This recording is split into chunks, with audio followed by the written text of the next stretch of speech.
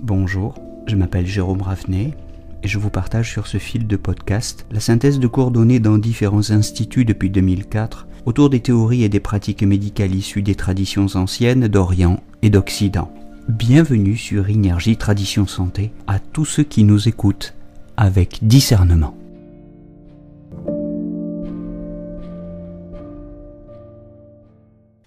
Bienvenue pour cette petite fiche de révision consacrée à Andrographis, en chinois Chuangxinglian. On l'appelle aussi chirette verte, on l'appelle échinacée d'Inde, échinacée de Chine. Elle a donc différents noms. King of Bitterness, disent parfois les anglo-saxons, le roi de l'amertume, car c'est une plante très amère. Je commencerai par la présentation de ce produit en Chine, sous le nom latin d'Andrographis paniculata, de la famille des Acanthaceae, qui est produite dans les régions tropicales de l'Asie, en Chine. On la trouve dans les régions du sud, de l'Est et du Sud-Est. On utilise la plante entière qui est de saveur amère, je disais même très amère, et de nature froide. Elle a nettement une action clarifiante, rafraîchissante. Ses tropismes, c'est le poumon, c'est l'estomac, le gros intestin et l'intestin grêle. Son mode d'action, c'est l'élimination de la chaleur et des toxiques et l'assèchement de l'humidité. C'est un produit qu'on classe parmi les grands antitoxiques et asséchants de l'humidité. Alors, dans les manuels chinois, on la recommande de 9 à 15 grammes par jour en décoction, de plantes entières donc, ou en poudre de 1 à 1,5 gramme par jour. Pour soigner quoi ? Pour soigner tout d'abord et le plus couramment les atteintes de vent-chaleur sur la couche du Wei Qi, dans la théorie des 4 couches. Quels sont les signes que présente le patient ? Il a de la toux dû à la chaleur des poumons. Il a parfois des abcès du poumon, mais il a surtout des inflammations de la gorge. Souvenez-vous que c'était le signe discriminant entre la théorie des 6 couches et des 4 couches, ces signes de douleur de la gorge. Dans ce cas, on prend le remède en poudre ou en gélule, en général.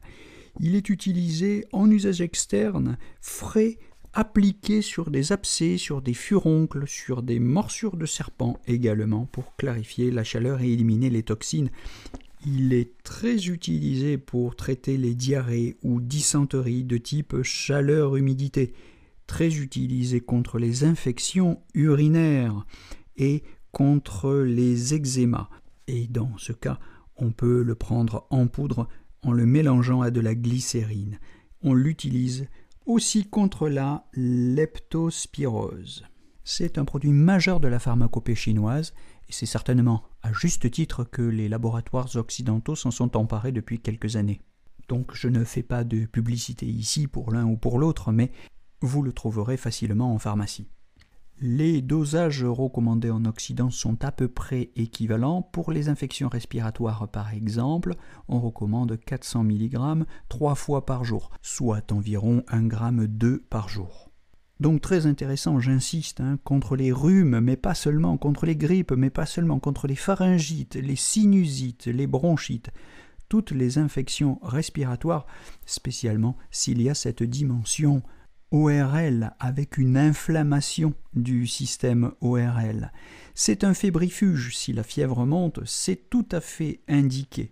S'il y a de la toux, encore une fois, c'est tout à fait indiqué. Et s'il y a des glaires, c'est aussi tout à fait indiqué car c'est antitussif et expectorant. Les laboratoires pharmaceutiques occidentaux qui le conditionnent confirment également son caractère antidiarrhéique contre les dysenteries bacillaires, par exemple.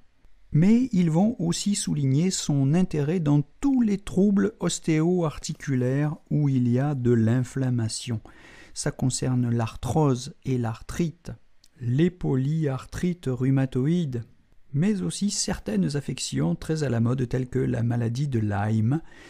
Il faut aussi y penser pour les infections fongiques, parasitaires et même pour la maladie d'Alzheimer.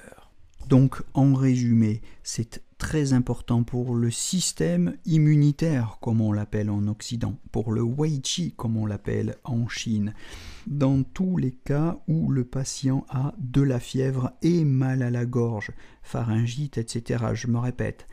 Mais c'est intéressant aussi par rapport au système immunitaire, voyez, pour les scléroses en plaques, pour les colites ulcéreuses, d'inflammation pulmonaire ou d'origine allergique, pour les asthmes, les arthrites ankylosantes, dès lors qu'il y a du feu et que ce feu, cette chaleur toxique, s'installe d'une manière chronique. C'est, outre le système immunitaire, un produit qui traite aussi les troubles ostéo-articulaire qui va ralentir la perte osseuse. On peut l'utiliser contre l'ostéoporose pour renforcer les os, consolider les os dans un contexte d'ostéoporose. Donc ça va être intéressant aussi pour tous les problèmes articulaires, arthrose du genou, je l'ai dit, polyarthrite rhumatoïde, spondylarthrite ankylosante, arthrite psoriasique, avec ou sans affaiblissement du système immunitaire. C'est un produit qui a une très très faible toxicité, d'où son intérêt. Il est recommandé par l'OMS pour toutes les pathologies infectieuses de type chaleur-humidité, dès lors qu'il n'y a pas de complications. Donc soyez prudents tout de même. Il est fréquemment associé à la vitamine C, à la vitamine D, à du cuivre et à du zinc, mais vous pouvez aussi le trouver sous une forme, je dirais, relativement pure, et c'est très bien aussi. En prévention, n'oubliez pas, le dosage moyen, c'est 200 mg par jour, en prévention.